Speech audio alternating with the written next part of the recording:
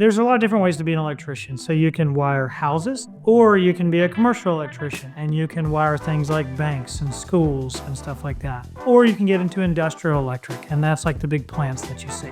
In all of those things, you can be an installer. So when the building's going up, you're in there and you're installing everything for the first time. Or you can be a repair, which is where when somebody calls and says, my light doesn't work, you're going in and you're fixing it. One way is to go to the union. So you can go to Union Hall and they'll give you a placement test. And if you score well enough on that placement test, they'll put you to work in the field, and you'll also train while you work at different times. Another way is you can train while you're in high school. You can train at NOCC, you can train at Nunez. I think Delgado is still doing some high school training, and you'll do some entry-level electrical training, and they'll train you to work in homes and businesses.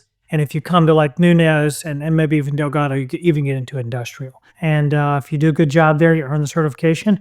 At least at Nunez and at NOCC, they'll help you find a job when you're done. If you don't do any of that training in high school, you can graduate high school, come to the community college, and there are a lot of different pathways. You can train for 1 semester and then go to work as a residential electrician, working in houses.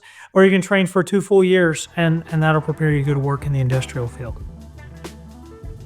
If you go to work in residential, you'll probably go to work for a residential electrical contractor. They start anywhere between $15 and $19 an hour. If you stay as an electrician, so you don't manage anybody, in residential, you can work your way up to about $28 an hour. You can also go to work for yourself. Generally, people will work for another contractor 3, 4, 5, maybe even 10 years, and then go to work for themselves. I've known people to make anywhere between $50,000 and $150,000. If you get some of the more advanced training, then you can start to get into large commercial, large industrial. The difference is on those jobs, you can work your way all the way up to $37, $38 an hour.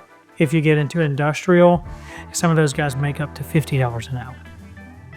Electrical is a lot about solving problems. So a lot of times you may be opening a switch box where there's a lot of wiring in there, and you have to say, someone before me did it a certain way. I have to figure out what they did and then figure out what the problem is, and then I can solve the problem. You don't have to love math, but you can't absolutely hate it. We have to have amps, speaking to volts, speaking to watts, and so there's some calculations in there. And they're simple calculations that you probably did in 7th or 8th grade. But you got to get real familiar with them, and you got to spend some time doing them. The other thing is you got to be okay with sweating. If you're an installer, you're putting in the electrical, which will later feed the HVAC, which will cool the place down. But right now there's no cooling. But if you're okay with being hot and you like to solve problems, it's a good field. You can make a lot of good money, but you certainly got to be okay with those things.